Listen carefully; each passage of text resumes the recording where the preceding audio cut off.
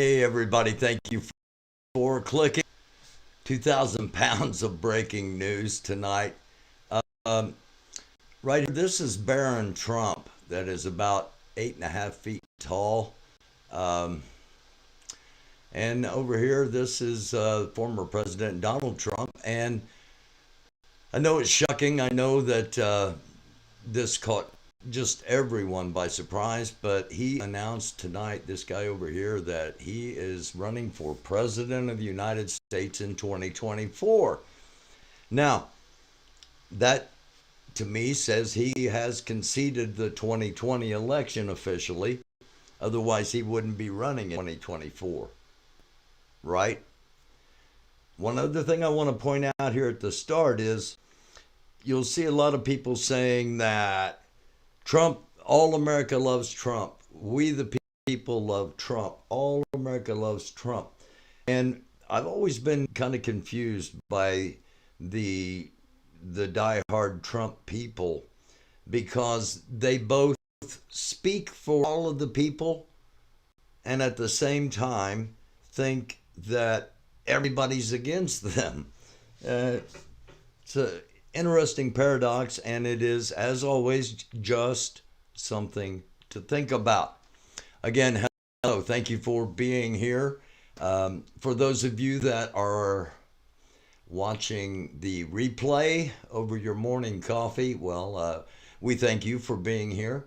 No matter when you're watching the replay, thank you to all of those that do click on, and it is greatly appreciated. And of course, as always, a very big thank you to those watching live and those in the chat. Hello, Mater. Hi, Casey. Hi, Easily Distracted. JW, thank you all for being here. And we're going to get started because a lot of stuff going on. Check with the mainstream media first, as we always do, to see what's happening. See what they say is the breaking headlines. Poland holds emergency security meeting after reports of a fatal explosion.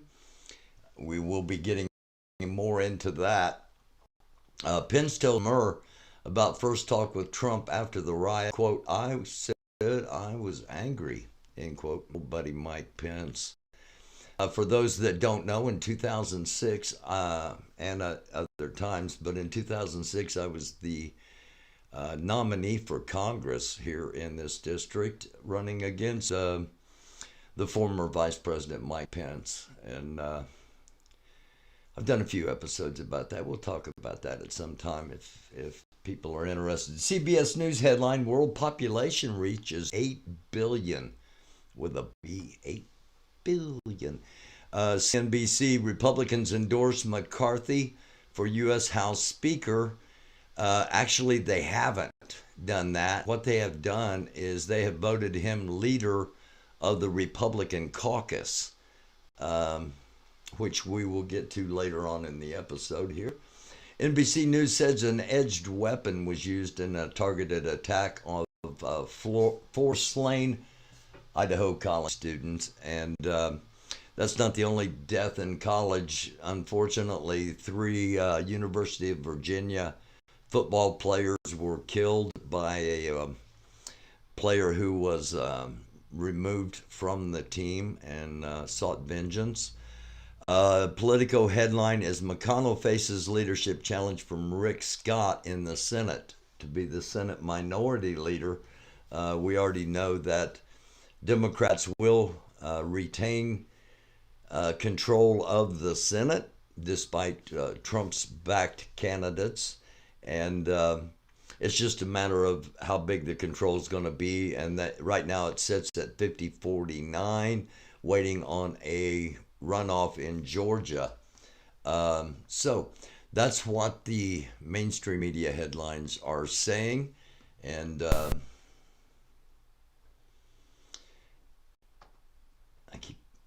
I keep seeing a screen keeps popping up as the first screen, and it's not connected to here. And I keep thinking, oh my gosh, I didn't want that to show. Hi, Sissy McLeod. Thank you. Thank all my mods.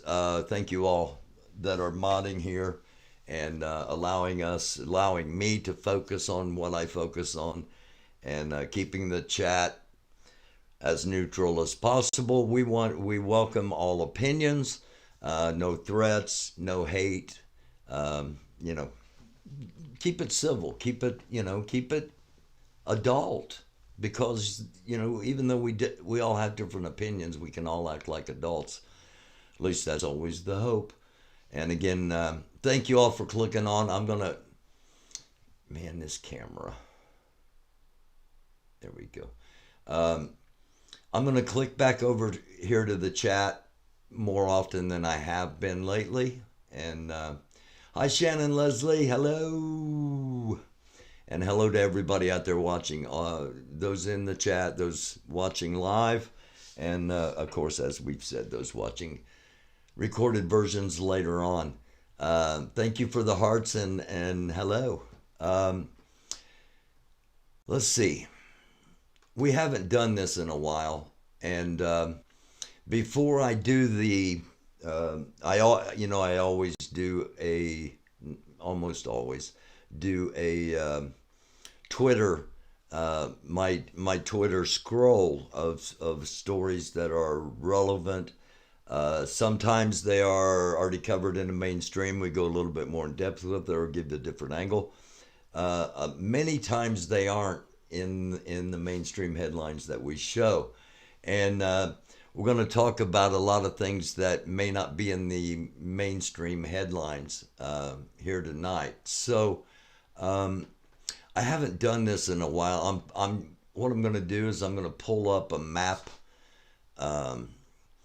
just to kind of refresh everybody's mind as far as what we are talking about, what we're going to be talking about tonight. We'll start way down here with Israel. Here's Iraq, Syria, Iran. Let's see, I think this is Armenia, Azerbaijan, and the Republic of Georgia. Then this is Russian territory, bordering Ukraine, bordering Belarus. This little section right over here is also Russian territory. We've got Estonia, Latvia, and Lithuania up here, Poland and Ukraine, and then of course Russia all the way up here to the Finnish border, and all the way over to just a few miles. This is Alaska right here. So just a few miles there in the Bering Strait. So Russia's a massive country. And one of the things, we did a breaking news on it, and we're going to be getting a little more into it. While I got the map out, I'm going to get down here as close as we can and see if we can find.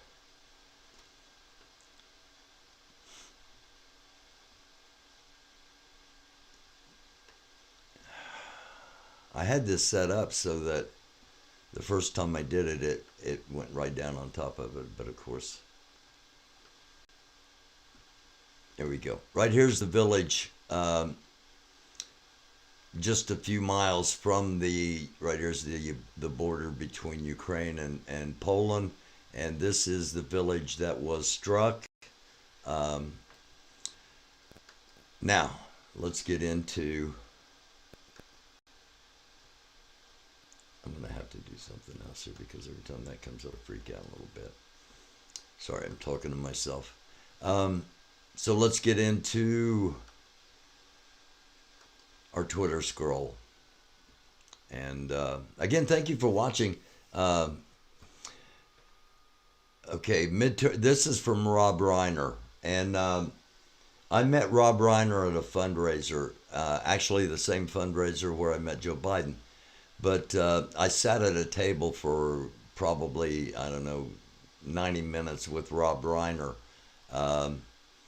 All he wanted to do was talk politics, and all I wanted to do was talk about Spinal Tap.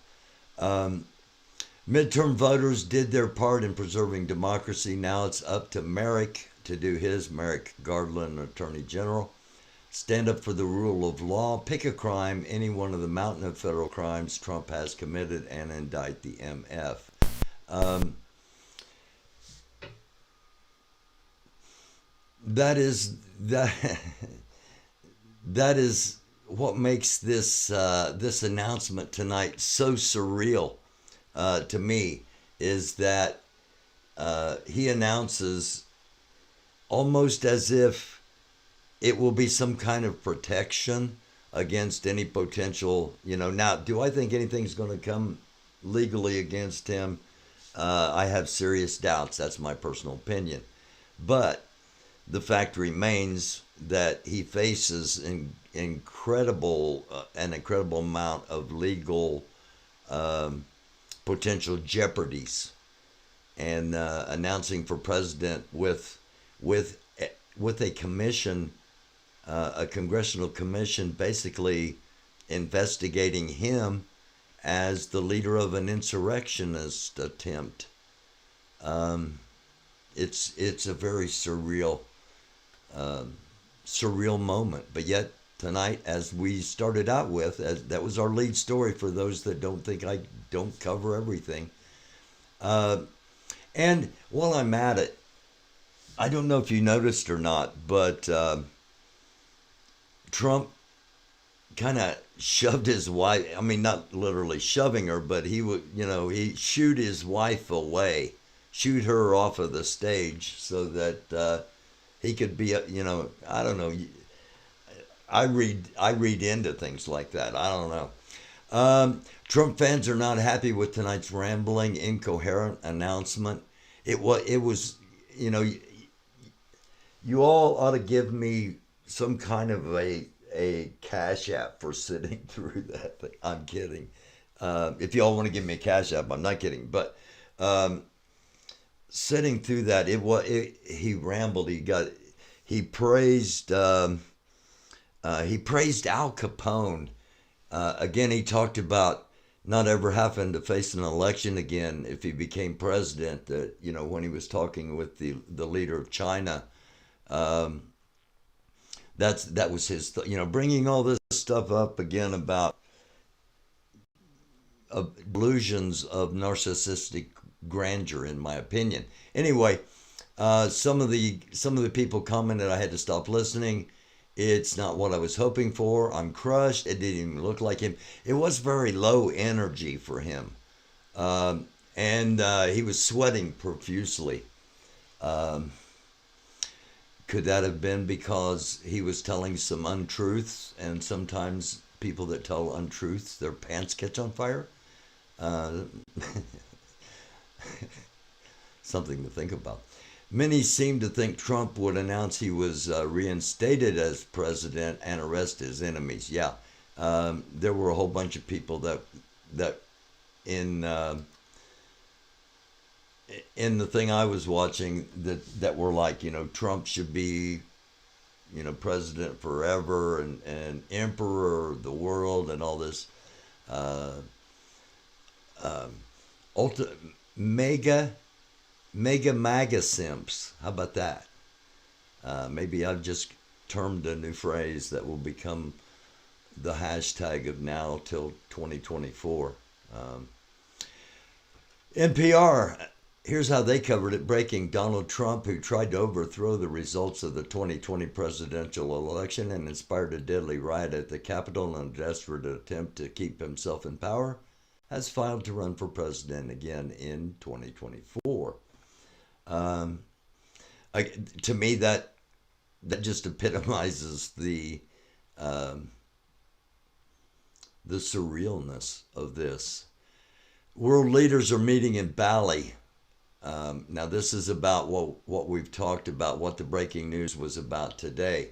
And in case you're just joining us, breaking news from earlier today, several hours ago, missiles landed in a Polish town near the Ukrainian border, and the initial intelligence was that these are Russian missiles, and that's based on pieces and parts that have been found, and corroborating those pieces and parts with other missiles from other locations.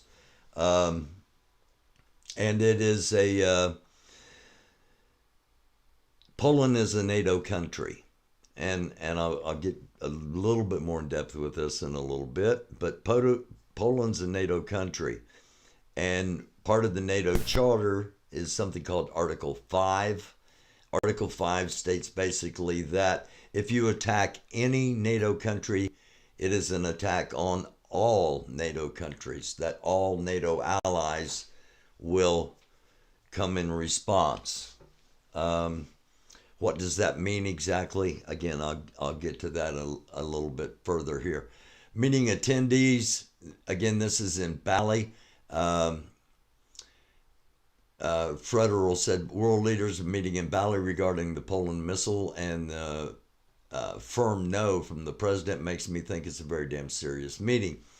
This is Biden, German Chancellor Scholz, Canadian Prime Minister Trudeau, Macron, Italy, Japan, European Commission, the EU.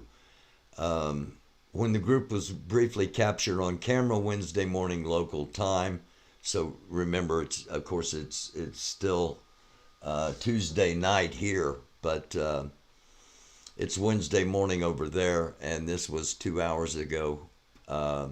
When the group was briefly captured on camera Wednesday morning local time, Biden was asked whether he could tell reporters more about what he knows about the explosion in Poland. No, Biden replied before cameras were escorted out of the room.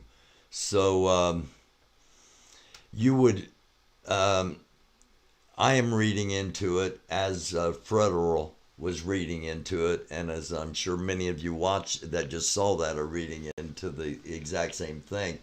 If this was something that was potentially an accident, Ukraine shot the missiles backwards, okay? If it was something like that, or, there would be more than just no. And you also have to, I hope you remember, those who have been watching the show for a long time, when this all first started, I was very deep in the open source intelligence, and I've got good connections there. And because I've shown you some of the things in the past, everybody is tracking, not everybody, but a lot of people are tracking every missile, every flight. All of the communications are being listened to, including their cell phone calls. There's a pretty good probability that this was Russia simply overfiring, or it doesn't matter. The intent doesn't matter. The response from here on out is what matters, and I'll get more into that because I've got more content regarding that. But first, the Islamic Republic of Iran. This is a peaceful protest, yet security forces use excessive force to disperse the crowd. Pure thuggery, adding to the dose of violence, has intensified the protests. The more violent it gets in Iran, the more people that are coming out to try to stop it. Hold on a second. Because I'm going to let you hear this just really quickly, and you will hear the audible gunfire as they're killing protesters on the streets. They are arresting people for protesting, and many of those people are getting the death sentence. And yet in Iran, and we showed you where Iran was in the map, that bridge between Russia and where Israel is.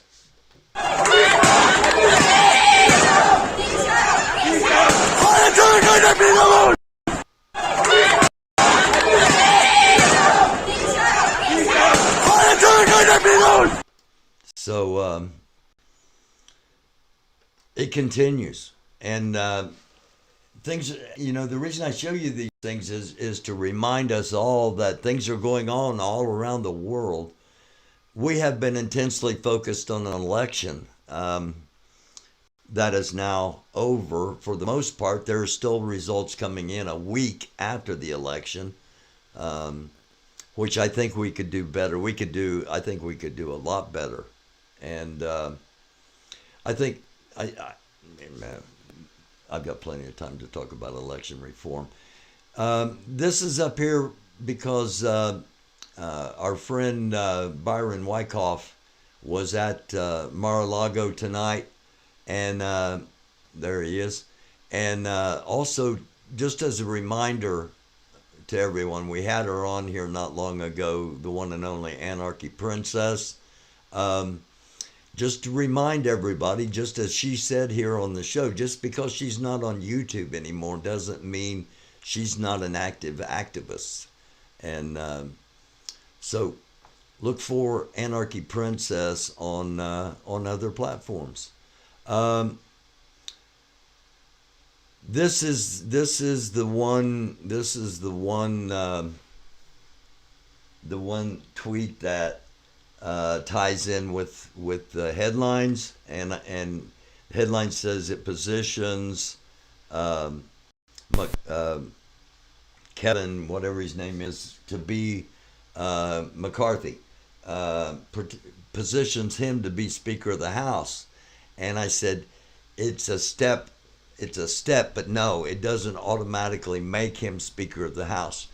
Traditionally, it would, because Republicans have won control of the House. I don't even know if I've announced that yet with everything that's going on, and still, the most pressing thing is what happened in Poland. Okay, and again, I'll get into more depth in that. But just because McCarthy um, won leadership of the Republican caucus, it doesn't automatically make him speaker. And this piece by Matt Gaetz, um, that's what this is about. McCarthy couldn't get 218 votes. He couldn't get 200 votes. He couldn't get 190 votes. So to believe that Kevin McCarthy is going to be the speaker, you have to believe he's going to get votes in the next 6 weeks that he couldn't get in 6 years.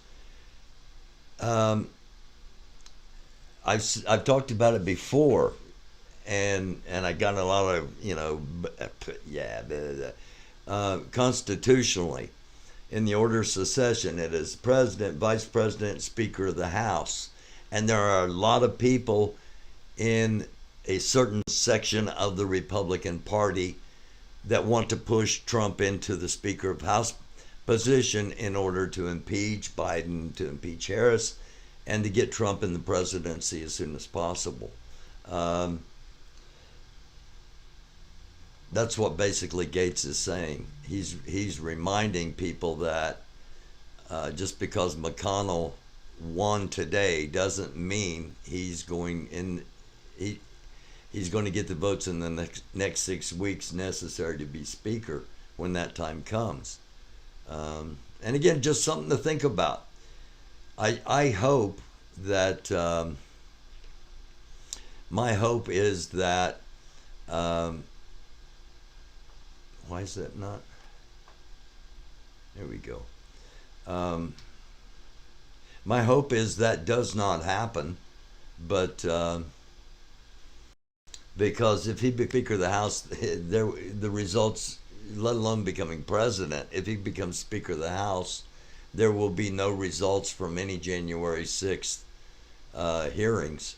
So if the people in the January 6th committee are serious, they've only got a few more weeks, because with holiday breaks, this Congress is only in session from now until the probably the second week of December, if that. Something to think about. Maybe it was planned that way. Maybe it's been drug out so that it can all get swept under the rug. Who knows?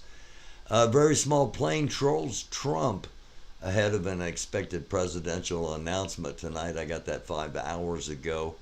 Um, the plane is saying, let's see here, let's pull it up now that we got it in the view. You lost again, Donald DeSantis 2024.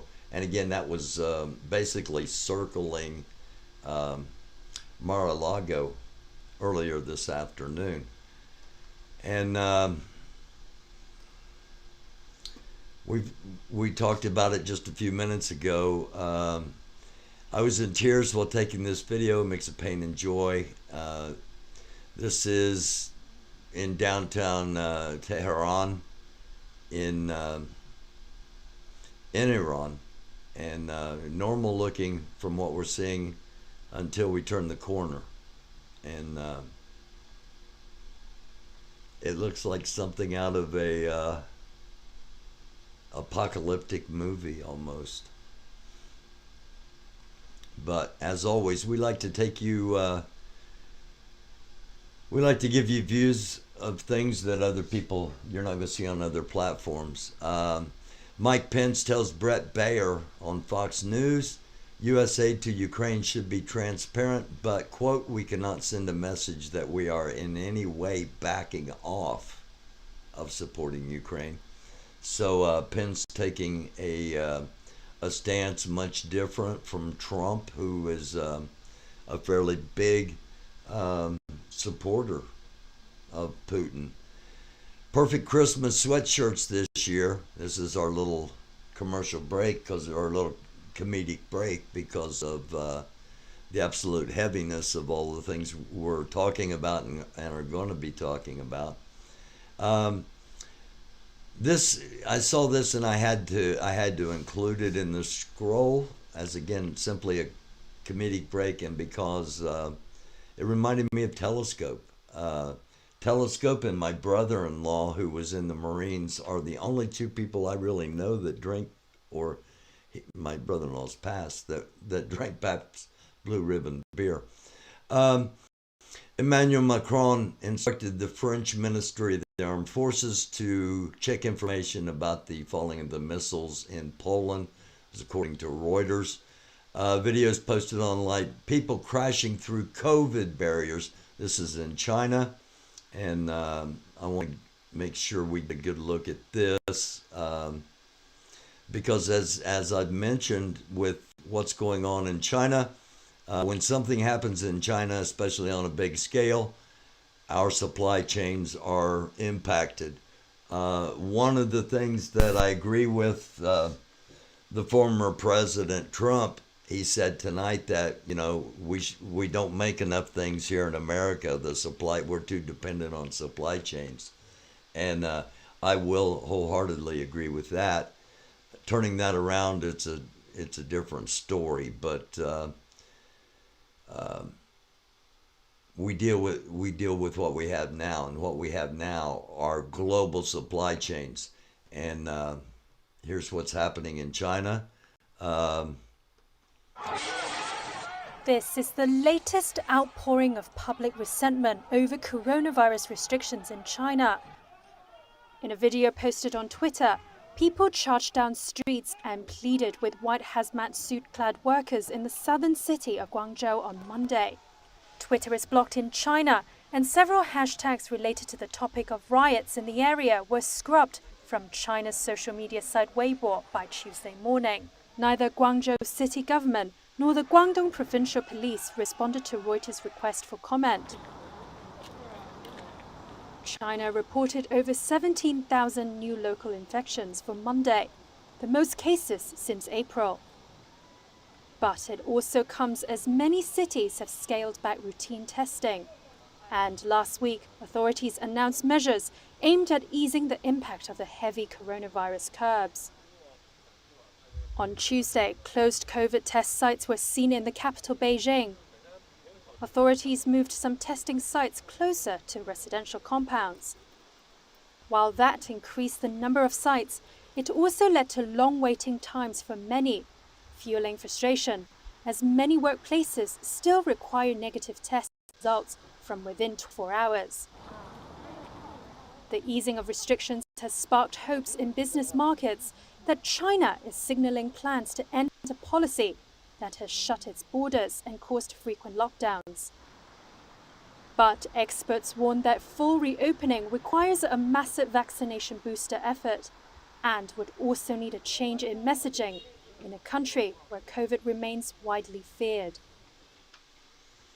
So that's what's happening in China. Um, what's that tell us? It depends on how you look at things. It tells me that we could be in for some more supply chain malfunctions. Let's put it that way, or delays. However you want to, however you wish to interpret that.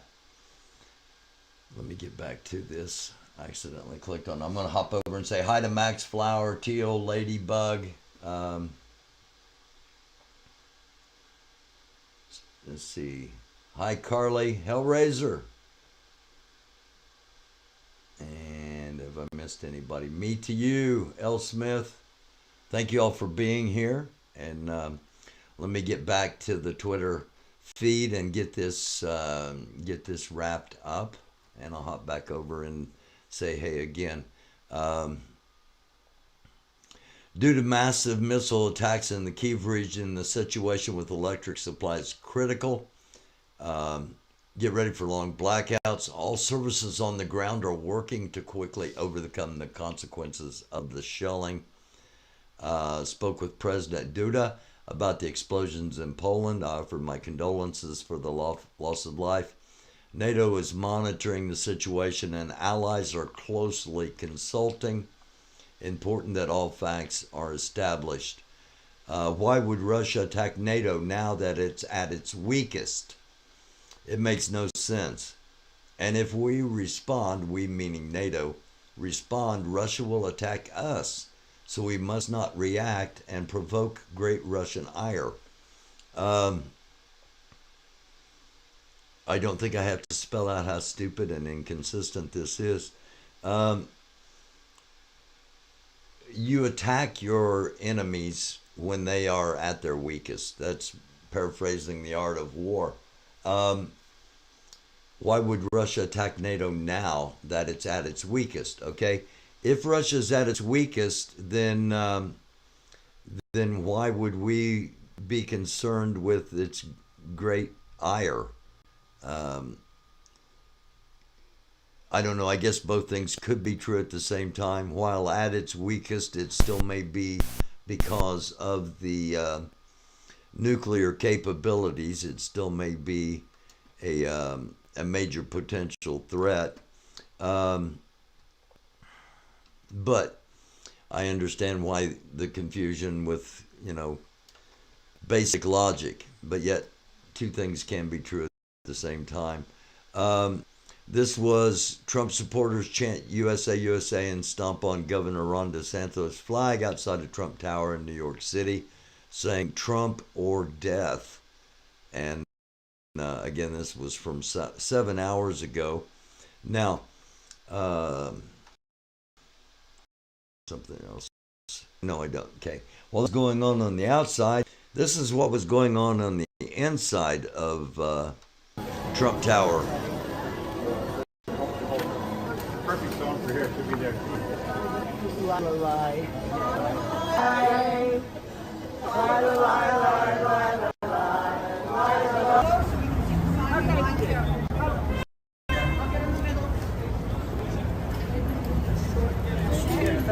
Low, hold it lower. Lower.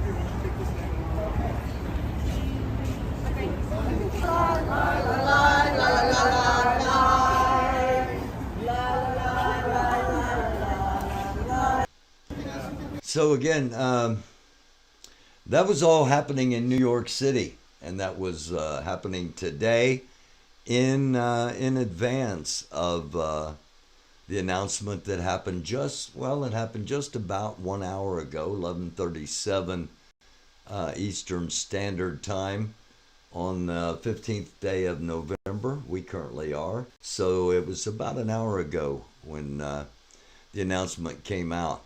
Polish government killed 2 Polish citizens. Investigation is ongoing. Combat readiness of some military units has been increased. Poland considering triggering NATO Treaty Article 4. As I said earlier, I'll get a little more in depth. Here's that point where I get a little more in depth.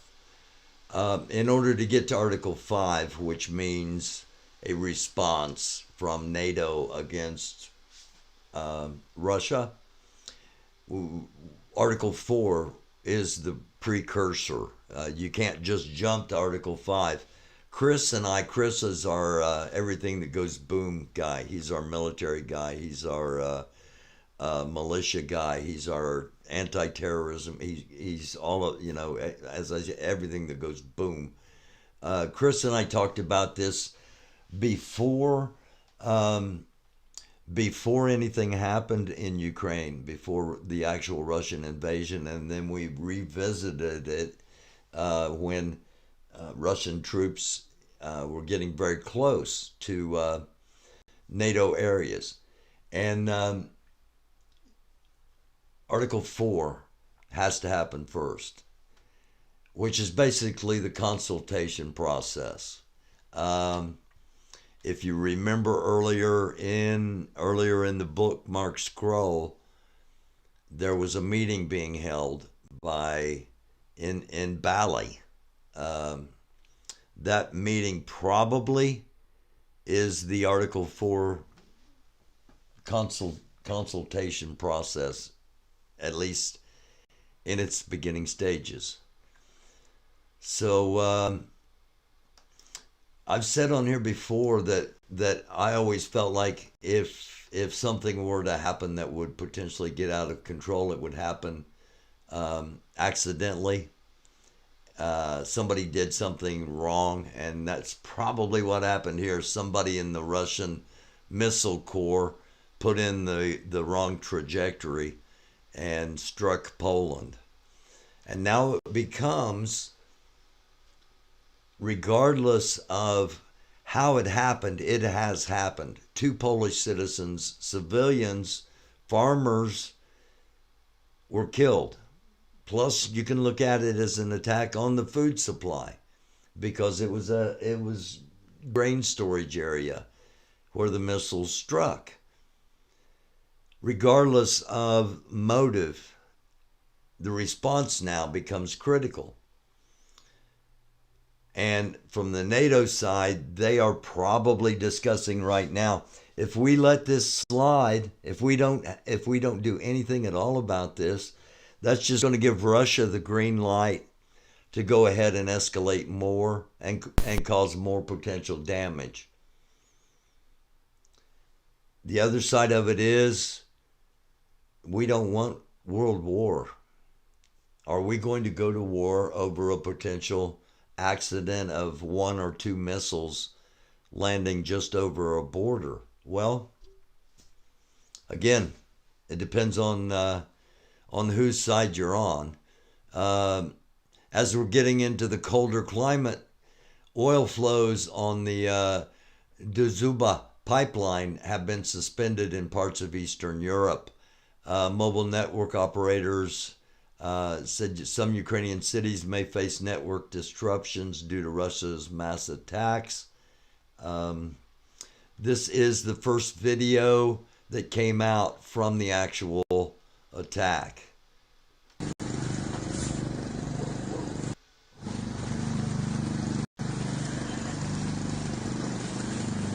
You can see the size of the crater, the devastation that was done.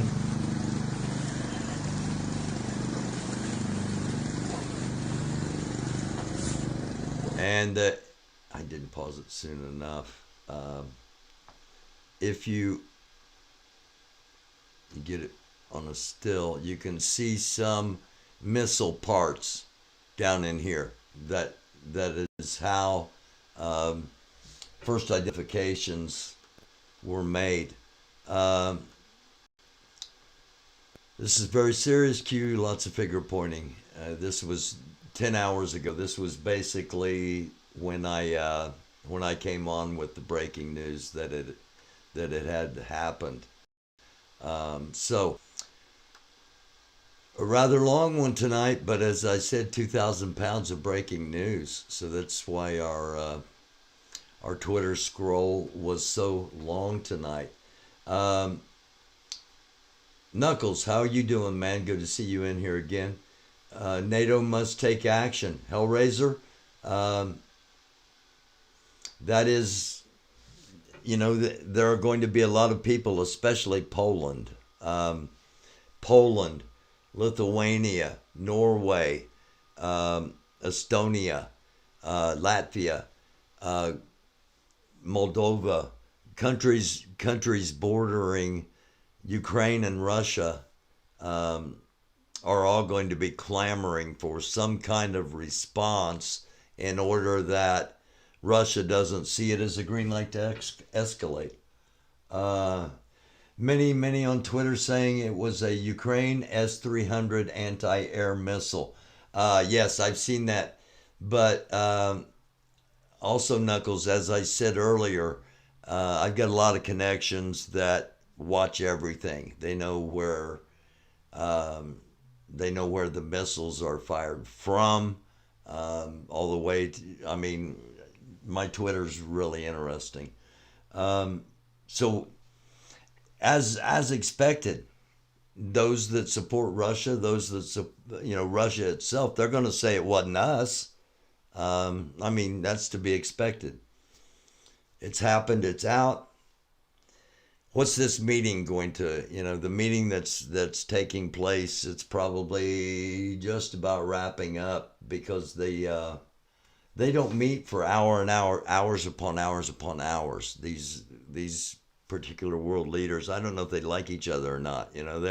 They seem to only stay in a room for as short amount of time as possible, and I probably can understand that. Um, why is socialist Bolivia immune to worldwide inflation? Um, I didn't know they were immune, Al Munson.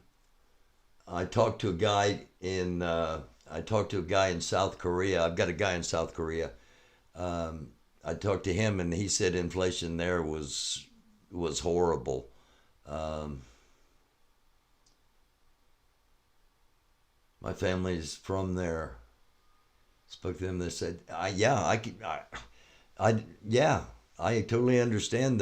The people in Poland are going to be pissed that two of their people are dead, and want some reciprocity." Um, Arden CC Joe's coming back sick and infected. Hey, you never know. Um, that's the thing about all this. Joe Biden's I'm not a spring chicken, but Joe Biden is 2 decades older than me, and Trump's anyway. It's time for some new blood in politics, presidential politics, in my opinion. But it's also time for more than just two parties controlling everything that happens to everybody in the United States. Again, that's just my opinion. Bad boy Aries 01. What would you do if you were president, Barry? Um, I would. Um, I'd do a lot of things if I were president. I would put Social Security into, I'm not going to say lockbox because that's what Al Gore said, and all they did was make fun of him when it's the one thing that should have been done. I would put Social Security into a safe, so to speak. The Social Security fund cannot be touched um, by either party. It is the people's money.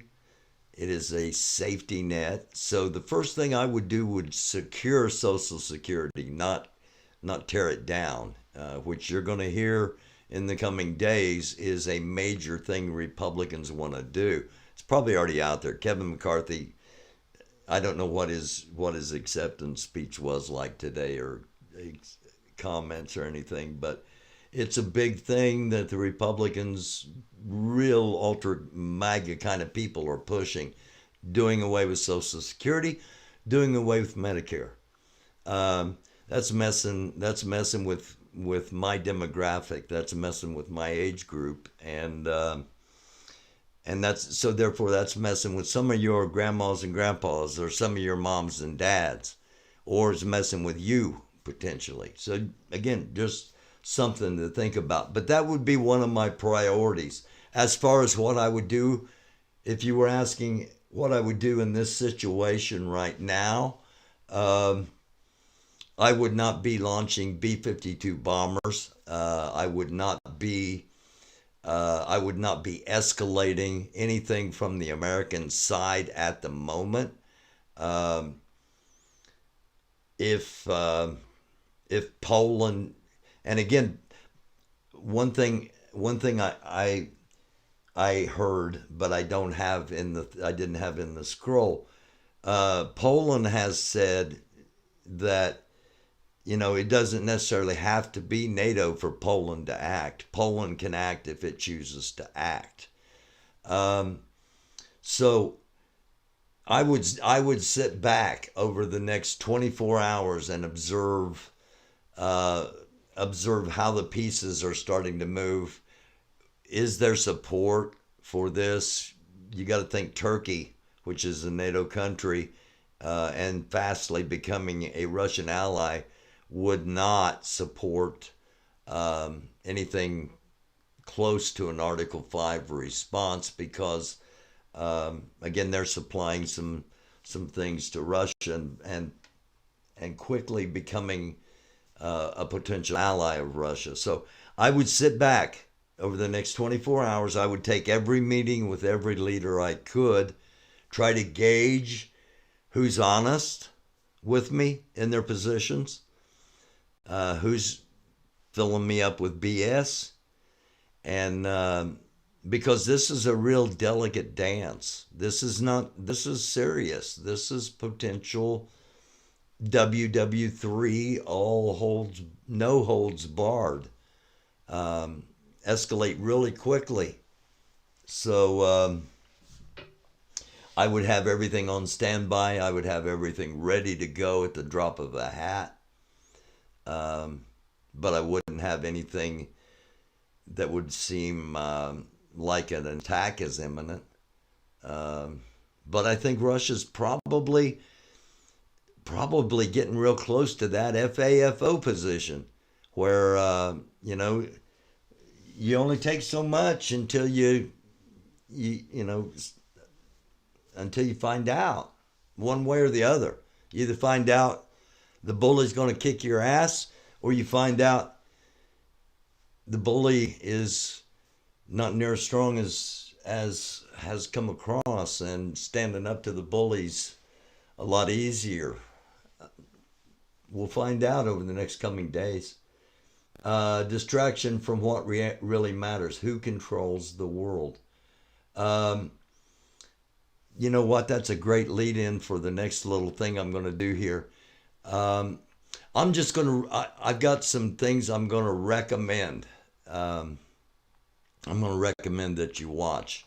And we'll start out with that. Glow Lady asks, distraction from what really matters. Who controls the world? She's saying WHO, the World Health Organization, controls the world, or asking that. But if you have not seen it, Dave Chappelle's stand-up monologue, it's about 15 minutes long, from Saturday Night Live this past weekend. If you have not seen it, I would highly recommend you watch it. He deals with Kanye West and Kyrie Irving and what brought all that about. And he deals with why Trump, and I've caught heat on here before for saying, I understand why some people followed Trump, why they followed him, past tense. And that I respected people that stood up for what they believed, even if it was totally against what I believe.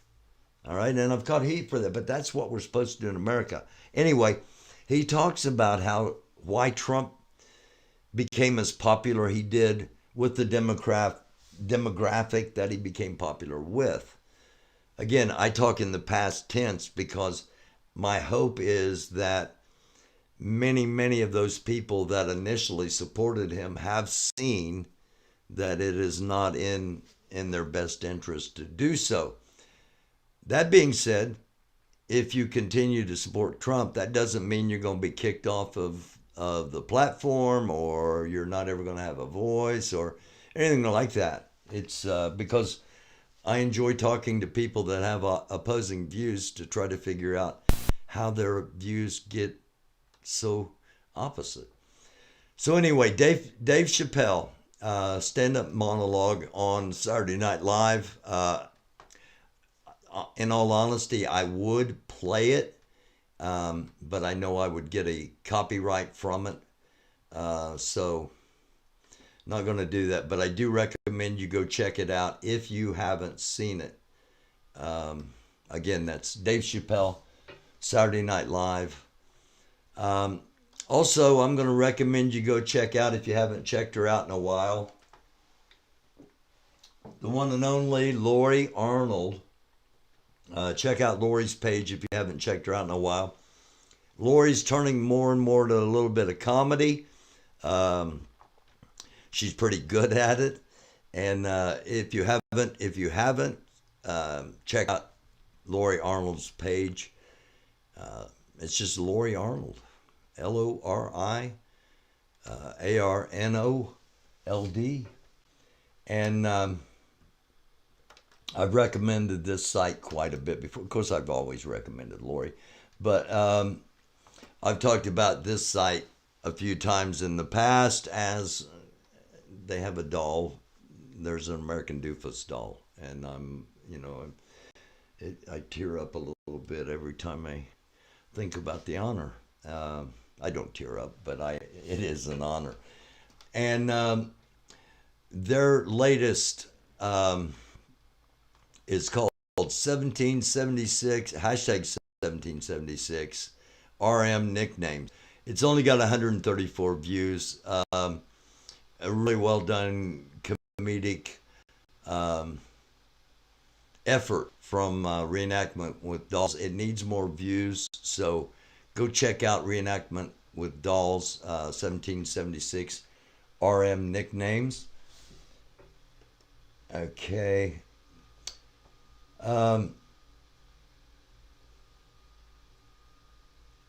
There we go. There it is. All right. I knew I had at least one more that I wanted to promote, and I couldn't find it on my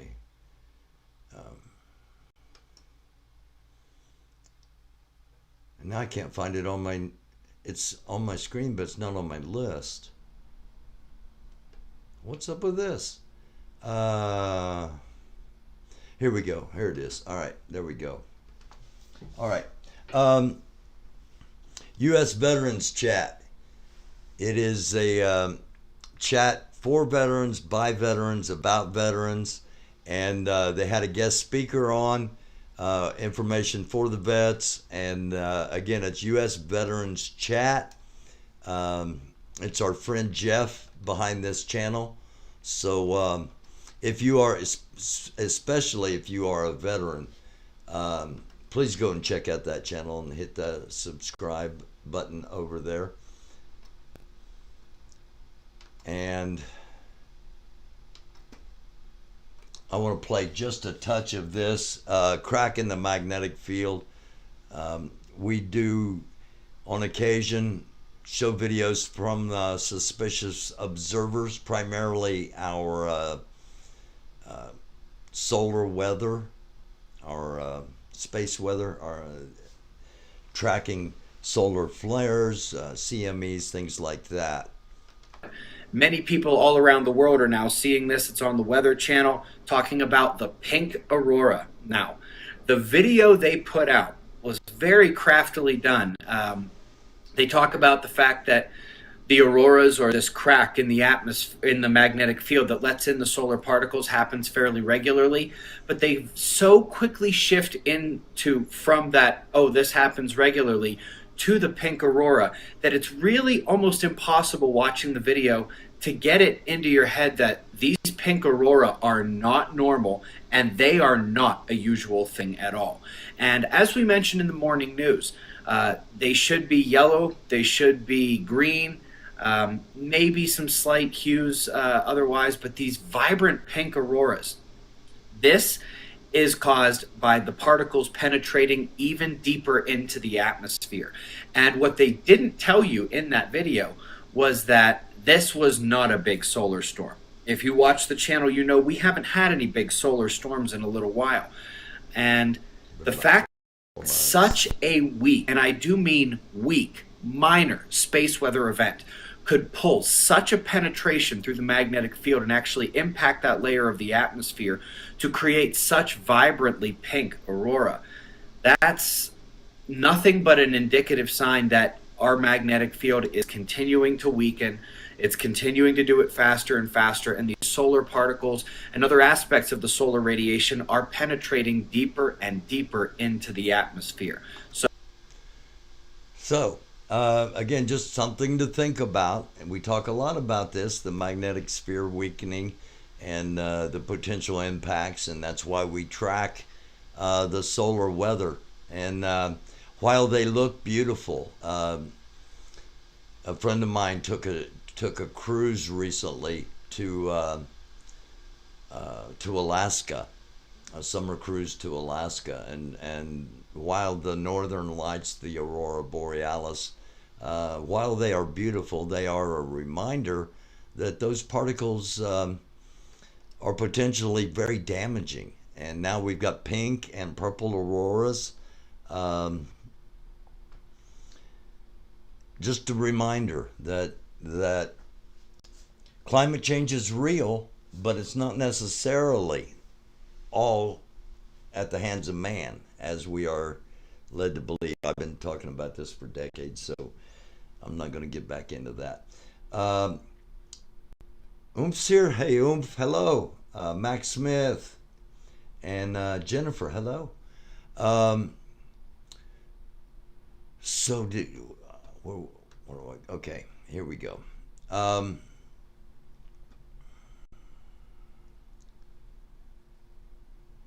Two things I want to touch on real quick, news-wise, that I overlooked. Come on, let me get the balance here. White teacher in Texas was fired after telling students his race is, quote, the superior one. Middle school teacher in Pflugerville, Texas has been fired. District officials said Monday after video was put to social media showing that white teacher telling his students his race is, quote, is the superior one. Last Friday, Veterans Day, November 11th, Pflugerville school district officials were made aware of an inappropriate conversation a teacher at Bowles Middle School had with students during an advisory class. This is according to the superintendent, Douglas Killian. As of Monday morning, November 14th, the teacher in question is no longer employed by Pflugerville, and we are actively looking for a replacement. Videos of the conversation in question were posted to social media last Friday. One video, the teacher can be seen saying to his multiracial class, quote, deep down in my heart, I'm ethnocentric, which means I think my race is the superior one, as students audibly react both on and off camera. A student off camera asks, quote, so white is better than all, end quote. Teacher replies, let me finish. I think everybody thinks that. They're just not honest about it, end quote. After some other discussion in the video, a student asks, you said you were a racist, right? And he says, quote, I did, yeah, I'm trying to be honest. It is unclear what the discussion was before and after the recordings of the video. CNN has not identified the person or people who filmed the video circulating online and has not obtained the videos. And one final bit of news that actually did come from CNN. It's almost as disturbing, but or I shouldn't say almost, it's even more disturbing than just saying you're a racist. Um, Disturbing, and you may not want to watch it. That said, this story is very important, and it is essential that you know about it. So if you prefer, you can go to CNN.com and read the full account there. Otherwise, here's my report. New video shows a brutal beating of a black man in custody by 5 officers in Georgia. 41-year-old Jarrett Hobbs was arrested and held at the Camden County Detention Center in September. The video provided to CNN by Hobbs' attorney, Harry Daniels, shows 5 officers entering the cell and start beating Hobbs and wrestling him to the ground. In a second video released by his attorneys, the officers are seen dragging Hobbs out of the cell where the beating continued. It's not clear what preceded these 2 videos. In a news release, Daniels said the video is undeniable and the deputy's actions are inexcusable. Daniels further claimed that before the attack, Hobbs was experiencing a psychological episode at the jail, asked to be placed in. Daniels says there's a third video that does not show the incident but provides audio, unlike the 2 videos released. But Daniels says he's releasing that video at this time. The Camden County Sheriff's Office said an internal investigation of the incident to begin immediately. Hobbs was arrested in Camden County for violating his probation, stemming from a federal case in North Carolina. According to his attorneys, and possession of a controlled substance. According to North Carolina court documents, Hobbs' officer, who was not present at the time of the incident, testified the jailers heard a large banging from the defendant's holding cell. Defendant was reportedly kicking his cell door and was told by jailers to stop after already being warned to stop previously. It goes on to claim the jailers and subsequently punched one deputy in the face while another deputy in the side of his head. Deputy sustained a bruised eye and a broken hand as a result of the incident. Attorney is calling for the Attorney General to the officers. Now, we have reached out to the Sheriff's Office. We've also reached out to the District Attorney. We have not heard anything back as far as their is in custody in North. And we should also point out something else for transparency. Some of the information in this story was gleaned from CNN contributor Bakari Sellers. Sellers, who is an attorney, is also representing Hobbs, but still very disturbing to watch. Yeah, Martin, for that update. Again, sometimes we show you things that are available on mainstream media. Just we feel like that more attention needs to be drawn to it, and that was one of those times. And for those, it's hard to watch, but we can't turn away. We can pretend it doesn't happen. We can stick our heads in the sand, or we can realize, after example after example after example after example, that reform is required. We've been talking about it for years, and at some point, something has to happen, in my opinion. So, those types, Max Smith, those types of beatings were common in Milwaukee in the 70s and 80s via the police. Those types of beatings still go on, and while that one was to a member of the black community, beatings like that happen to a lot of people. You guys are talking about the Brooks sentencing. That is underway, and so much stuff tonight that I did not even put that in yet. I'm covering that tomorrow. Okay, here we go. The last episode we did, okay, there we go. It's not going to play. Last episode we did was with Hot Mess, Summer Dickerson, and BTM Sparky Madness. two ladies that run support channels for survivors, and two ladies that shared some of their stories with us in that previous episode. And since that episode, Summer has come out with an episode on her channel called My Story, and basically Summer goes a little bit more in depth to how she got to where she is today. And there's a short documentary that has been made about her that she kind of debuted in this episode. So if you haven't seen this, I would highly recommend you please watch and check it out. And again, that's Summer Dickerson. She was on Hot Mess. Summer Dickerson is the name of her site, and highly recommend the site. Recommend that you subscribe. And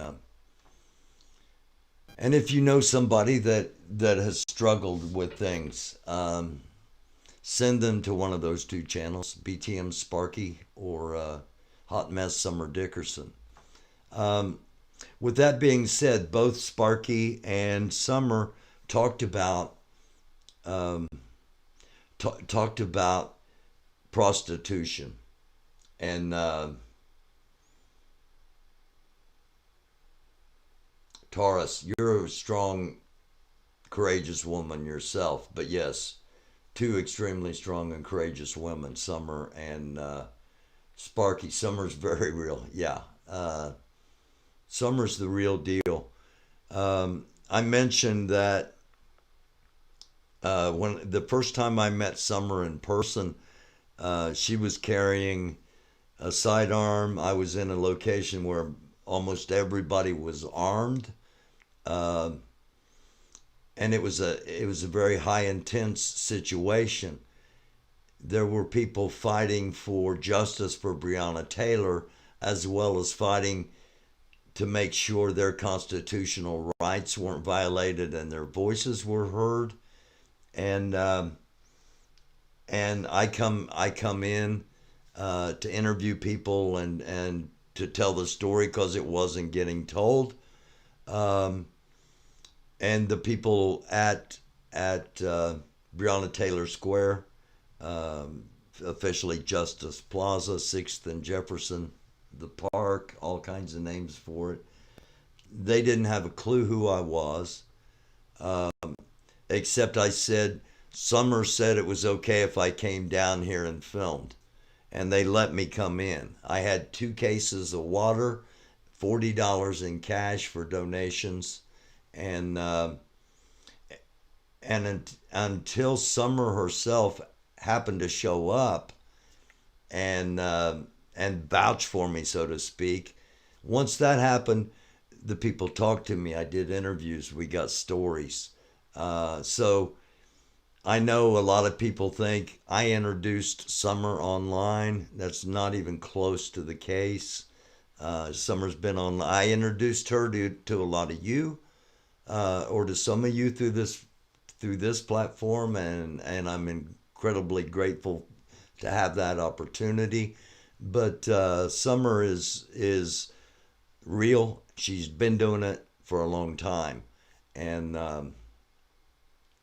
yeah, it's not an online thing for Summer. The online thing becomes a distraction at times to her for the stuff that she really is doing. And I'm always grateful she gives me a few minutes of her time to come on and talk on here when she does.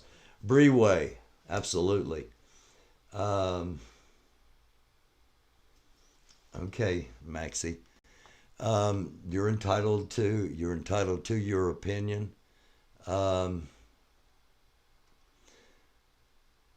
With all that being said, again, let me get back to where I was because I got on a little bit of a tangent there. BTM Sparky last night, and or the last episode rather, and Summer talked about prostitution, and they talked about the streets. And there were those in the chat that were like, well, wouldn't it be better if it was legal? Wouldn't it be better if it was legitimized? Summer basically said, I'm paraphrasing here, but held to the no, and gave her reasons why. We're going to kind of look at what the life is like in the legal side of it, if you will. This is part 1 of 2, and it's I spent 24 hours at a brothel next to Area 51, and this is Matt Cullen. Matt is he has a channel that digs into alternative lifestyles. So I'm kind of giving everybody time in case you don't want to see this. I'm giving you time, to hop off.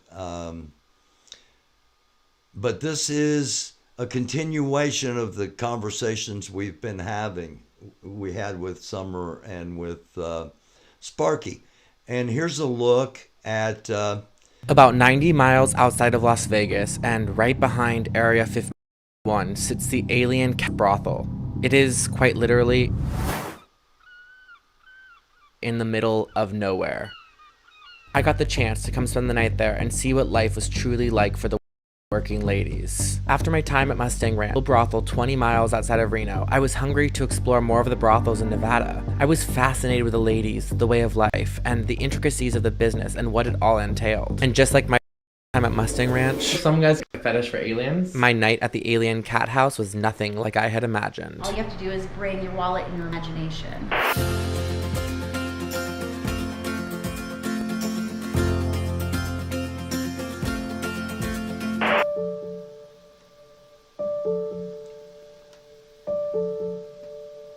Okay, again, if you just recently joined us, we had an episode with Sparky and BTM Sparky and Hot Mess Summer Dickerson. And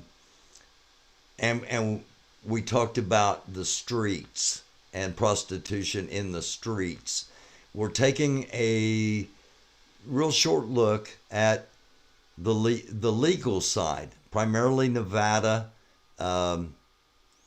I don't know exactly how many counties in Nevada it is legal. I know in numerous counties in Nevada it is legal, and I found while watching this, and we'll see if you want to see the part 2 after we get through this or not.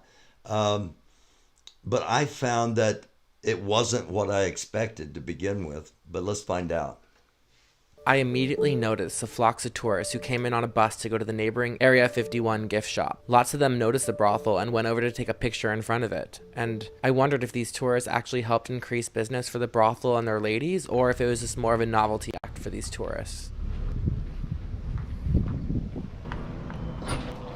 Hi, how's it going today? Good, how are you? Good. Good, I'm not filming you, don't worry. Are you Matt? Yes. You are Matt? Yes. Let me go grab Tori for you real quick. Thank Let you. me just see your ID if you don't mind. Not at all.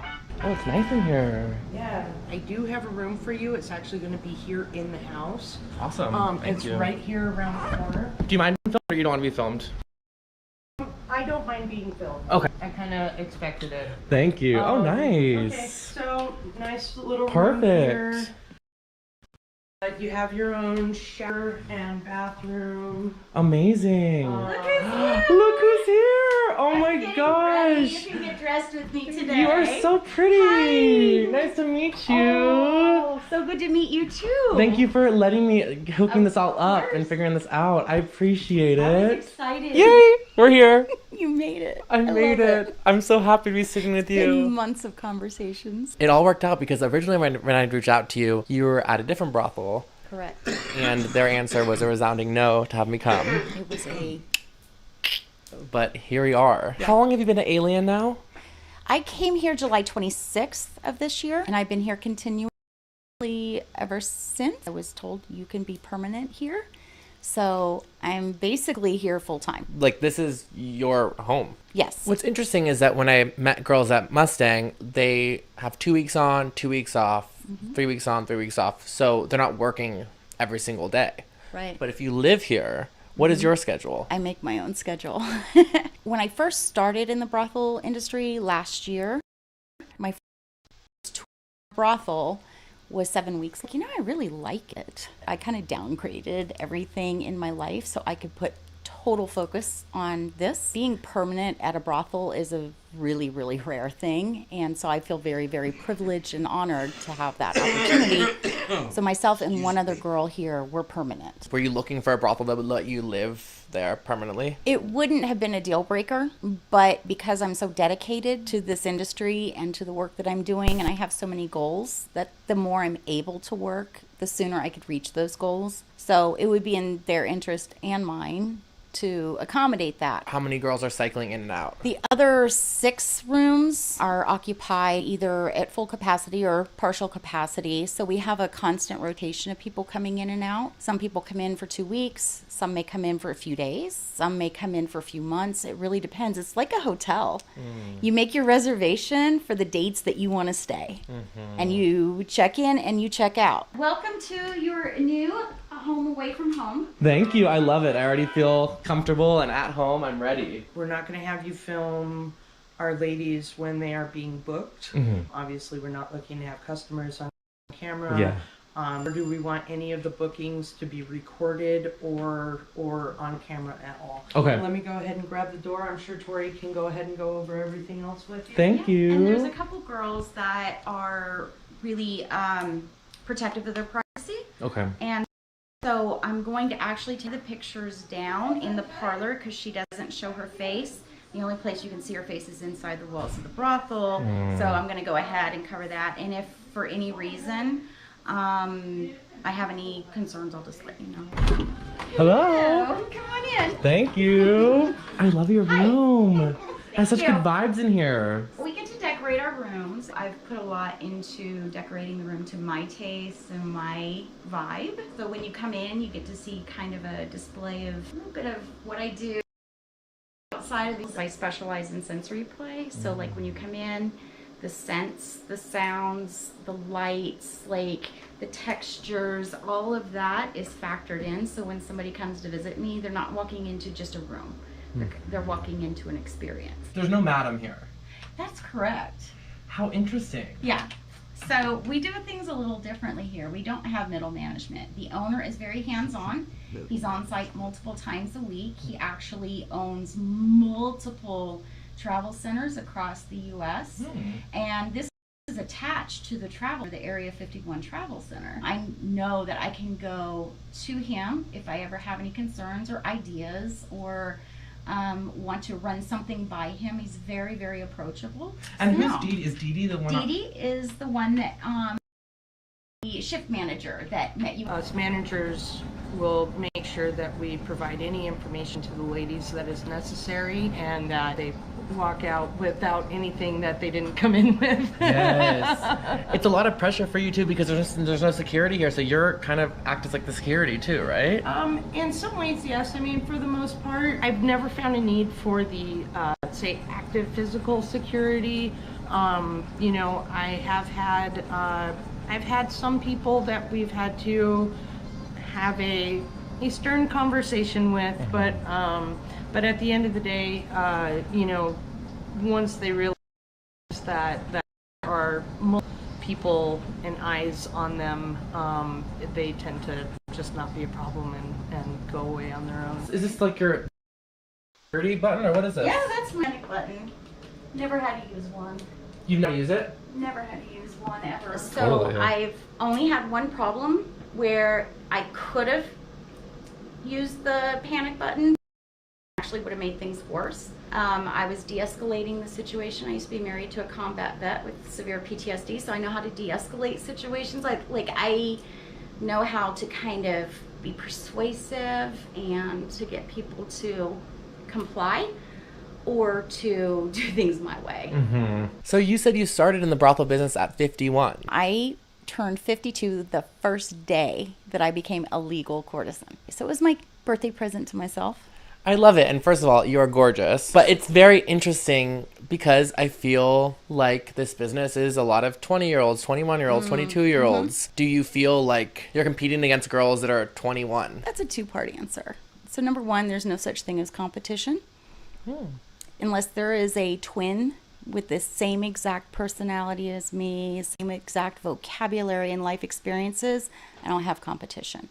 Because there's something for everyone in this business. I have clients that come in specifically because I'm mature. I've had haters say, who does she think she is? I think I'm a very strong, confident, powerful woman that shows other women that you are sexual, that you are sensual, that you are beautiful, that in your body exactly as it is, it's a beautiful body. I actually make more money at this age than I would if I were in my 20s. You seem so happy and you're so confident, and it's inspiring. Well, thank you. People who knew me in my life before saw a stressed out, maxed out, unhappy, frumpy woman. I wasn't living my best life. And so when I had that blank canvas I told you about, I was like, what would make me happy? I don't have to be in this industry. I chose to be in this industry. I've been running my own businesses since 1999. I didn't need to be here. As far as financially speaking, I said, I'm going to be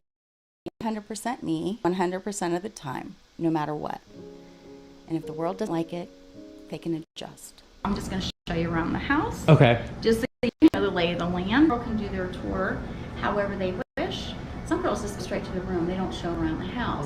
Sometimes I go straight to the room because if I know they've been here before, I'm not going to waste the time in mind to go over the same things over and over again. This is our toy chest. I had the ability to some input on what things went into this case. And people buy them and then use them. Yes. On the sessions or in the parties. So you can add toys to any party. Like I'll do toy parties. Let's say they want to try pegging for the first time. Now I have my own strap-ons, I have my own, and so on. But I prefer that they buy theirs, and then they can take it home. You know, it's more sanitary that way. So cross-contamination is something that I address by encouraging you to get your own toys, or you can buy a toy and let me keep it. We run low on lube. We can buy from the case too. Nice. Nice. I do pretty good about keeping track of my inventory of supplies because it is my responsibility to provide everything. So I'll show you when we get back to the room, but I have like every size condom, every style of condom, latex, non-latex. I even have some from micro penises all the way up to the largest condom on the market. Wow. So you come in, all you have to do is bring your wallet and your imagination. This room is the shower. So this room is not just used for travelers that come through and truckers. We do offer trucker showers, but this is also a party room. And then there's a play area up here. This is a dedicated space just for the shower. Can you have sex in the shower? Yeah, totally can. Got it. Love it. Yep. Your name is Tori Lisa. Yes. And Tori is your actual real name. Yes. Which is actually really rare because I feel like most girls in brothels pick a whole entirely made up name. That's true. To try to play a persona is hard for me. I can't be anything other than who I am. It's a brothel that I'm like, okay, well, what's your stage name? And I was like, Tori Lisa. And they were like, no, you have to. And I said, no, I don't. I'm not going to keep it a secret. I mean, everybody's going to know. So Tori Lisa, that's what's on my birth certificate. My first name is Tori, Lisa is my middle name. They were like, are you sure? And I was like, yes, I'm sure. Again, this is part of me living my truth. But then when I came to this county, to this brothel, go into the sheriff's department, I fill out the paperwork. And just like the last county I was in, I fill out the paperwork. They're like, no, you're supposed to put your stage name here. I was like, this is my stage name. I'm using my name. And they were like, you are the second person in like the history of this county to ever use your name on your license. And I was like, booyah. So follow me, we're gonna go in the massage room. Another dedicated space that we have is our massage room. It's a little dimly lit right now. I can turn the lights up. But if somebody's coming in specifically for massage, I can do the massage room. But the room is really a great place for that because it's geared specific to that. We put that so that clients understand that if they're trying to get a service that's below the house minimum, it will period. You will see connection. You will still get that interaction. You will still get that physical touch, but it will not end in a happy ending. Got it. And the door will be open.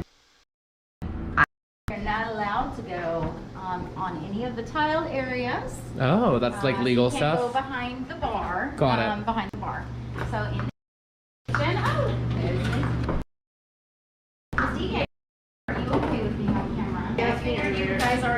much. Yeah, we've been talking. Comfortable position. Yeah, it's all good.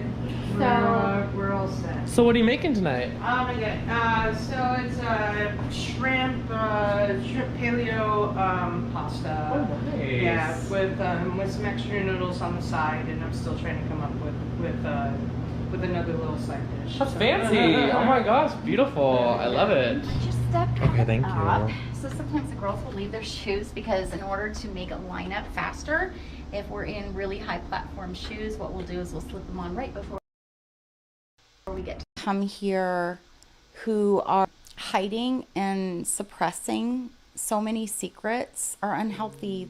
They're struggling so much. And so like I create sanctuary where they get to fully express themselves. So I will have someone come in and they'll quietly say, you know, who here caters to cross-dressers, or who caters to or whatever. Me, 100% me. And oh my God, aren't you a fabulous human? Let's hang out and hang out turns out to be. So many people don't have that space and that safety to express themselves. So that's why it's especially important for me to be in this industry. If what happens in this room stays in this room, they can let some secrets, because holding on to so long, your whole life, and not having somebody that can see you and hear you and understand you and be able to relate wears on you in every area of your life. All right, that's part one. I spent 24 hours at a brothel next to Area 51. Hop back over here into the comments real quick. What did you think?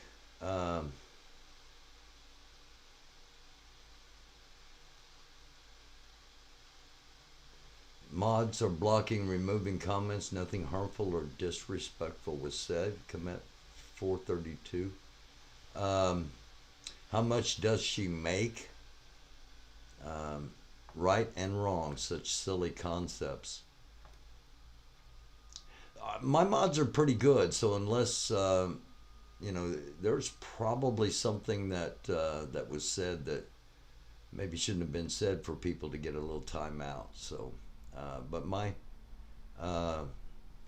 MILF porn is the most popular genre.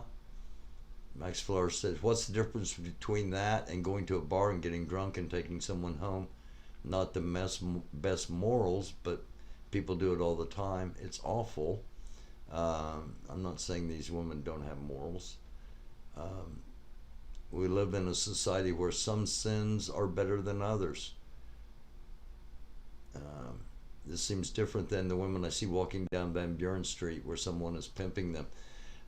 Yeah, again, and that's kind of why I wanted to show this again as kind of a continuation of the conversation that BTM Sparky and Summer Dickerson sparked with, you know, their views of what happens on the streets, because this is seems totally different than what we see. You know, what I see if I go to Indianapolis late night, then, you know, I mean, than what we see in many cities. Hello, Proud Army Girlfriend. Thank you for being here. Right or wrong, it's happening under the prohibition model, and harm reduction seems like the most humane way to address it. I kind of, yeah, I kind of agree with that. What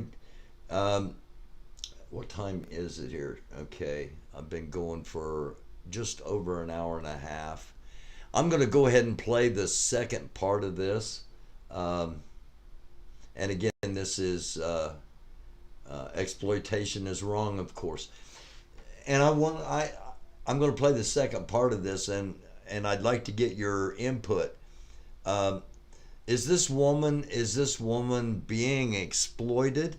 Is this woman living her best life as she says she is?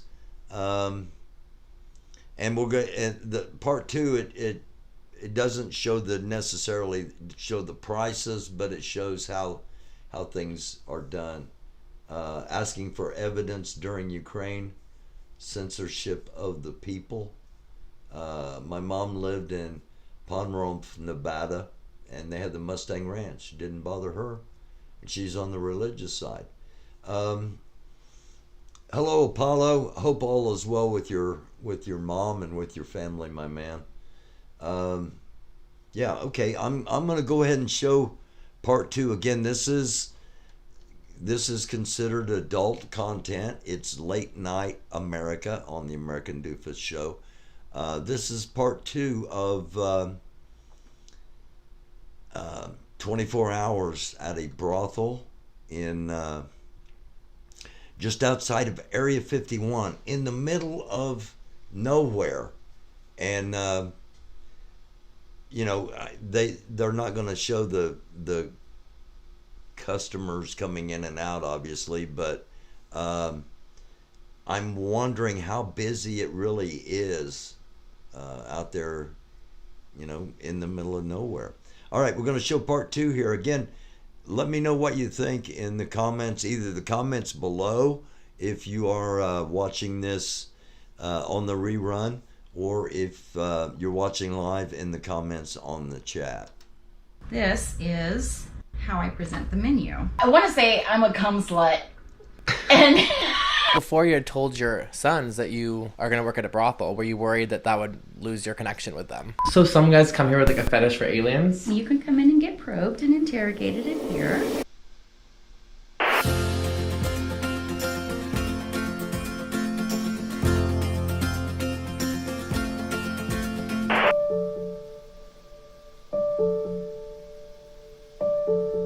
One that doesn't show her face. Okay. The one that we just passed right The there. door open door? No, the picture. Oh, okay. So I just realized that we have her picture not just in the parlor, but in this hallway too. Because Okay. those just got put up. Okay. So that would be one that we'd have. So in here, we have, this is just for our use. Now, technically, I could bring a client into the sauna, but I've never really offered that. It's just kind of, Yeah. they're not. Yeah. We have gym getting installed on the flooring.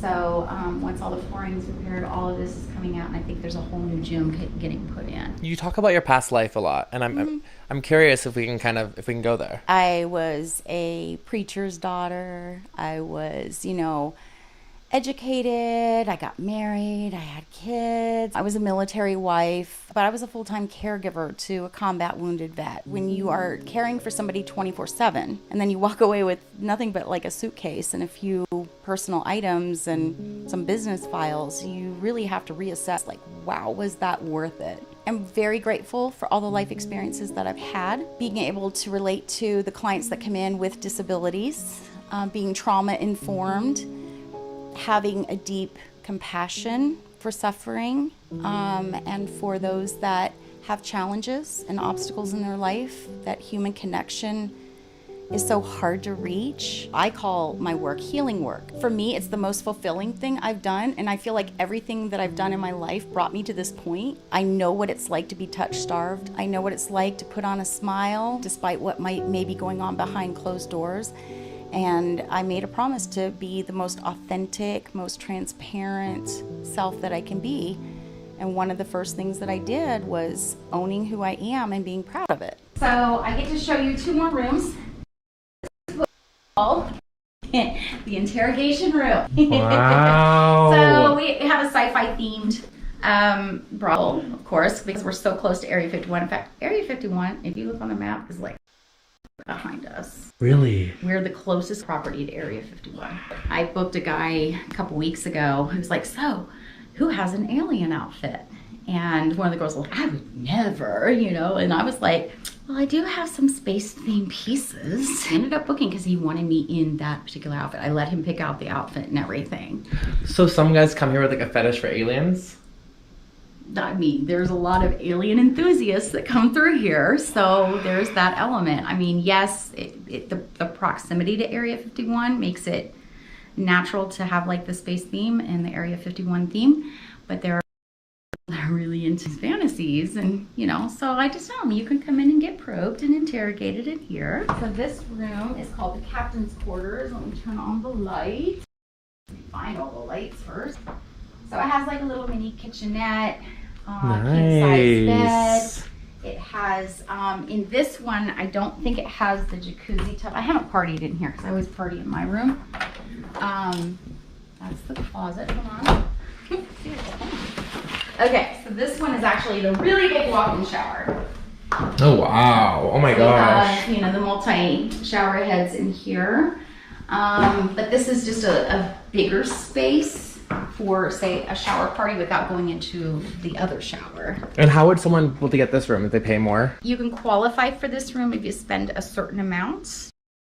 Automatically upgrade to this. Most I book would qualify for this, and I give them the option, but they like my room better. All my essentials basically are either provided or I can have it delivered. So for instance, all my supplies, condoms, all that stuff. I just ordered like a pack of 100 condoms, Let's say one of the girls runs low on something and she forgot to order it. Usually one of us has excess inventory. Before you had told your sons that you are going to work at a brothel, were you worried that that would lose your connection with them? No, because they were just so happy to see me happy. They have like this compersion element that you see in like polyamory.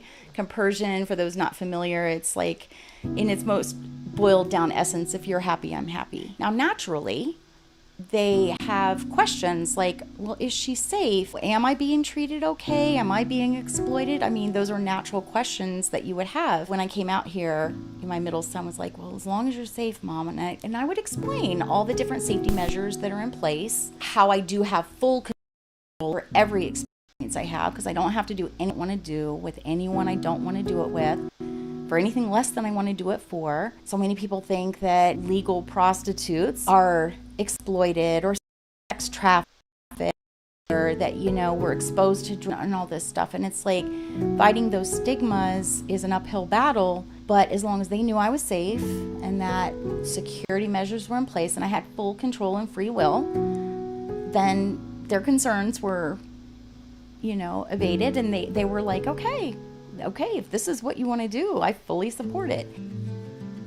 I took a moment to leave the brothel, catch some fresh air, and go see what the neighboring alien gift shop was like.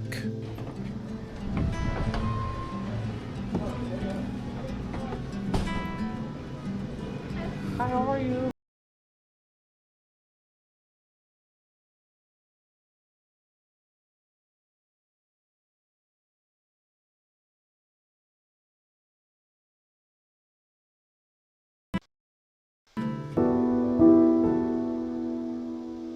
I had a conversation with her going, okay, so I'm going out to Nevada and I'm going to be doing this thing. I won't ever lie to anyone, but I need to see what your comfort level is on navigating how to explain why Grandma's gone and where Grandma's going and what Grandma is doing. So the only person in the world that doesn't know what I do is my granddaughter, age appropriate. But I have told her Grandma takes very good care of people. I work in Nevada.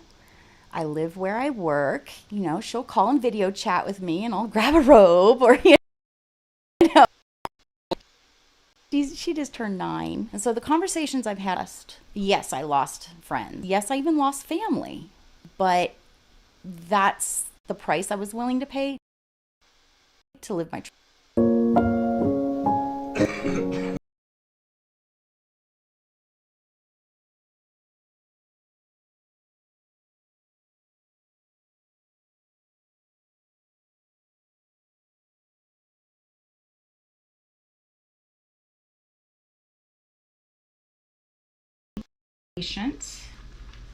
As far as your last question, there are rules about when and where you are able to come, and condoms are mandatory for all sexual activity, period. As long as there's no penetration, then there are ways that we can accommodate, period. We can negotiate the landing zones accordingly, period. I love it. I want to say I'm a cum slut and we use condoms. However, let's say somebody wants to masturbate and like come on my tits or something. That would be allowed. If I do a hand job, that's a little bit of a different story, but absolutely all loads must be covered if there's actual penetration. But or another area, regardless of my involvement, is allowed. You can negotiate landing zones as long as it's not internal. Some of how I manage boundaries before entering the party. I make sure that they're very clearly defined on what activities that I am agreeing to, because if they try to penetrate other areas that we have not discussed, then that is grounds to end the party on the spot, no refunds. Also, for safety reasons, sometimes guys will try to stealth and try to take the condom off, and that's a terrifying thing. But also understand, you notice these mirrors, they're strategically placed so behind me. So if his hands are down and he's looking like he's trying to maybe do something, I will always like reach back, make sure that the placement of the condom is still good. I'll change positions so that I can do that. So I'm always watching the condom placement. I will say the only person that's allowed to touch this condom is me. If you try to take it off, the party ends. Are we understood? And I don't say that to everybody. I only say that to the ones that give me the indicators that they may be prone to doing that. This is how I present the menu.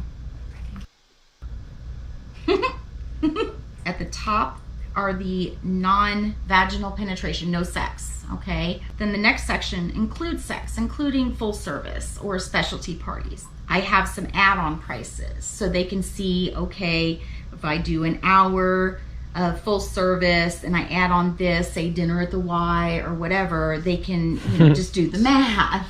So I will take the things that they gave me and go, okay, based on what you've told me, it falls in this category right here. These are my prices. I'm not the most expensive, but I'm not the cheapest. I don't know the other girls' prices, but I have an idea. I encourage you to go on tour. I have to go do a lineup. Should we? You have to. No, you're fine. So I get myself prepared in case I do book. And then I go out, I see what's going on and whether or not they're really going to book or not, or just here for the bar. And then I go from there. I have all different kinds and shapes and sizes. Now this is a little messy. I have more down underneath, but I have different kind of lubes. These are the biggest ones that you can get on the market. You are not obligated or required to inform them that you are on your period. However, because I am trauma-informed, some people with the sight of blood, they will pass out, and I don't want that to happen. I use a in between parties, and right before a party, I will transfer the cup and use these. So let me show you. These sponges, they come from the UK actually, so they're pretty expensive because it's hard to get them through customs. It's about $30 for a box of 8. They are sponges. These sponges are super, super soft. If you use natural sponges, you can feel the texture of them. These are literally undetectable. Then on top of that, you can use a black condom. You can use red lipstick, you know, like if there's might be a little smear or something, and they're like, what's that? Oh gosh, that might have been my lipstick. I don't know. You make my job so easy because I don't have to. I don't have to ask points. Thank you so much. Sorry, I tend to. So I do like to tell my stories. I love it. I think that there's so much mystery. There's so many stigmas, and you have permission to live life on your terms. You have permission to be sexual. You have permission to be kinky.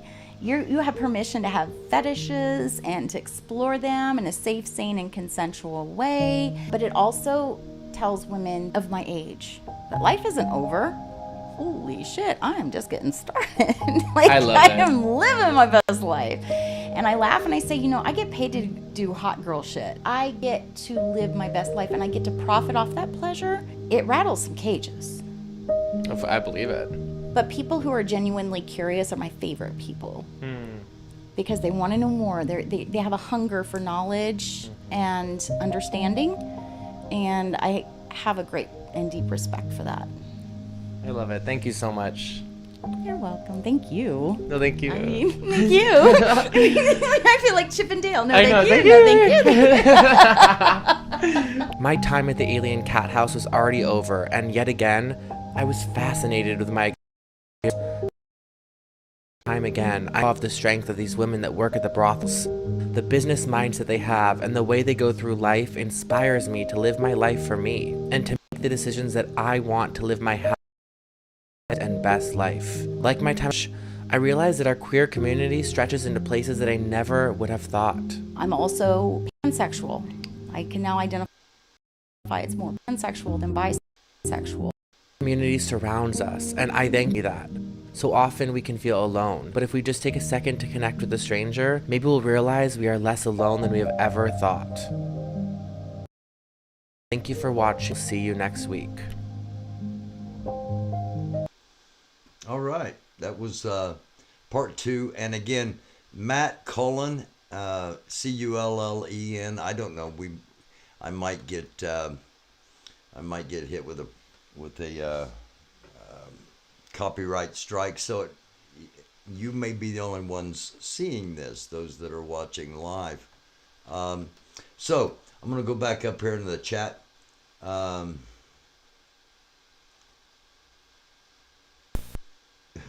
What are the chances this guy's going to buy something off the menu? No, I don't think. No. I don't think that he was there for that at all.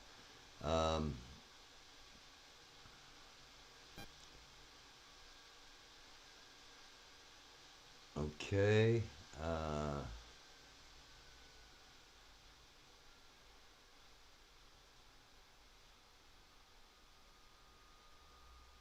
Okay. Had a couple of close friends who are currently sex workers, and previous sex trauma is a common history with men and women who work in this industry. I'll soon know that sometimes people just love sex. I wonder if a person can get PTSD living with someone with PTSD.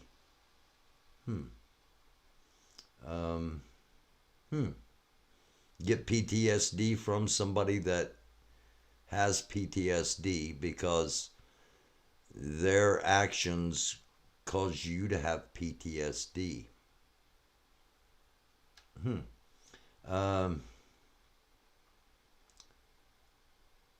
Like it or not, that's her decision. Loneliness shortens lifespans. I still believe that spirits guide our deceptions, our decisions, and the norms we accept. Spirits. My spirit guides my decisions, Grant says in agreements with our friend Apollo. Yeah, it's an adult concept. It's something as adults we should be able to discuss in an adult manner, and I think I hope anyway, that's what's been happening in the chat. Taurus, hands off my body, and if your religion, then let God be my judge. That's between me and him, not you, not your job. I worked as a supervisor at a huge rest area off the interstate. Truckers came through. I got into long conversations, bought flowers, candy, gifts. They are lonely. Yeah. And loneliness is a very powerful negative. Loneliness is something that can lead down a very deep, dark well of despair. Something to think about. Okay, so hey, coming up on 2 hours here, and again, I thank you all so very much. Those that click on here, always greatly appreciated. The money for 15 seconds is outstanding, one told me. People need human touch and company. I agree. So for those of you that are still watching, I'm going to give you a little. I'm going to give you a little something here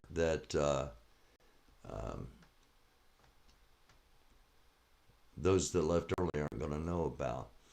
I talk a little bit about how I was involved in politics, and just so you know, some of my speeches are still on YouTube to this day, and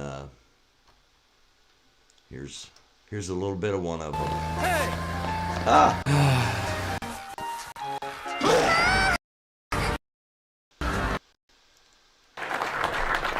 Thank you all very much. My name's Barry Welsh. I'm from Spiceland, Indiana originally. My dad worked at the Chrysler plant in Newcastle. My sister works at the Vistion plant on English Avenue in Indianapolis, local 1111. I am a proud member of a working family.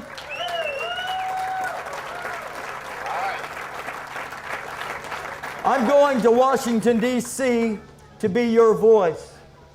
I'm going to Washington, D.C. to represent you because I am you. Like you, I know what it's like to struggle. Like you, I know what it's like to have hard times.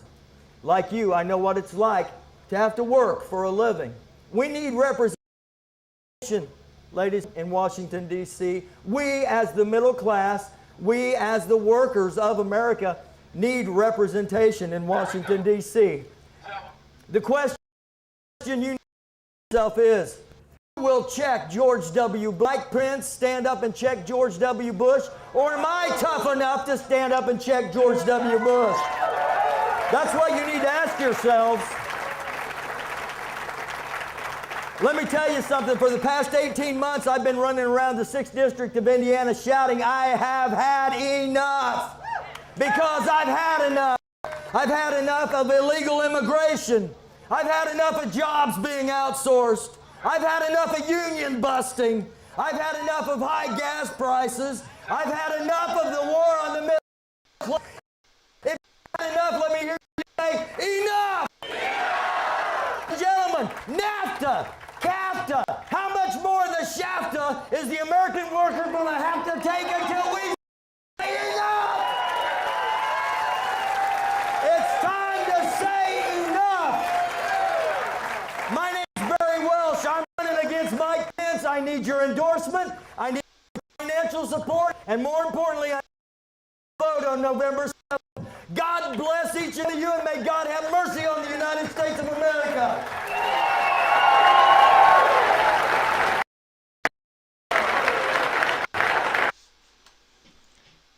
Okay, good way to end tonight. Yeah, so some receipts, if you will. Yeah, that was me. That was me back 16 years ago. And yeah, so receipts. I'm for real. I really did all that stuff that I talk about on here. Thank you, Grant. NAFTA, CAFTA, how much more of the SHAFTA is the American worker going to have to take until we say enough? Yeah, that, thank you. No, I'm not running for office. That was when I ran for office. Yes, Max Flower. I ran for office. I ran against Mike Pence, the former Vice President of the United States, when he was in Congress in Indiana's 6th District. And I was incredibly popular with the people. I wasn't real popular with the Democrat Party. That's a whole different story. But yeah, I'm the only person in the 6th District to ever get over 100,000 votes. Yeah.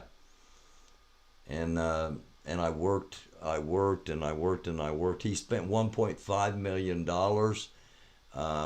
We didn't even have $50,000 in actual money. We had a whole bunch of people working really hard, and I was a rising star in the Democratic Party for a while, and they don't like speeches like the one I just gave, because it's not supposed to be about the people, it's about the party. And my campaign theme was people before profits. So, yeah. That was me. Yeah, Mater. That was me. Um, so some receipts there. Yeah. Pence was backed by a billionaire, the Koch brothers. Yes, he was.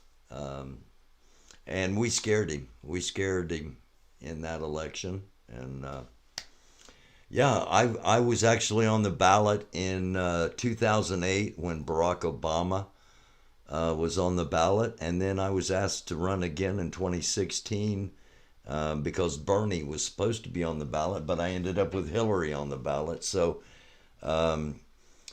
I have officially ran with the first black man to be president and the first woman to run for president. So yeah, I'm in the Library of Congress. I'm in the National Archives. I'm a pioneer in internet politics. Yeah, I got some cred, but I just don't always talk about it. You'll always be taken out if you go against the dollars. That's a fact, and you know we weren't even close to competitive dollar wise. And it's really important to be competitive dollar wise, especially when television advertising is so important and so expensive. So I love y'all. Thank you all for being here. We're coming up on the 2-hour mark, and I've got to be. I go in for another health procedure tomorrow. I get stitches taken out on one side and I get cut on the other side. So I'm going in to do that tomorrow. Was she the first female nominee? Yes, Hillary was the first female to be the nominee of a major political party and run for president. But yeah, I've wanted to start a third party, an independent party. I think we need one. It's just so difficult, and but I think the country would benefit from it. Anyway, I love y'all. Thank you so very much. I'm going to get off of here and try to get some sleep because I do have to go in for another procedure tomorrow, and I will probably take tomorrow night off. I don't know because I'm going to be keeping an eye on what happened with, you know, what the consequences and repercussions are of the attack on Poland, if it was indeed an attack, as it appears to be. So we'll see about that, whether I'm on tomorrow night. If I'm not tomorrow night, I'll be on Thursday night for sure. And thank you, Sissy. Thank you, Cunning Stunt. Thank you, Grant, Sassy Pants. I love y'all. Max, Telescope, Taurus Rising, ADOS, invented country rock, hip hop, gospel, and more. Love y'all. We'll see you either tomorrow night at 11 or Thursday night at 11 or both. So keep an eye out for the notifications. But until next time, this has been Late Night America on the American Doofus channel. Peace. Sincerely, I love you.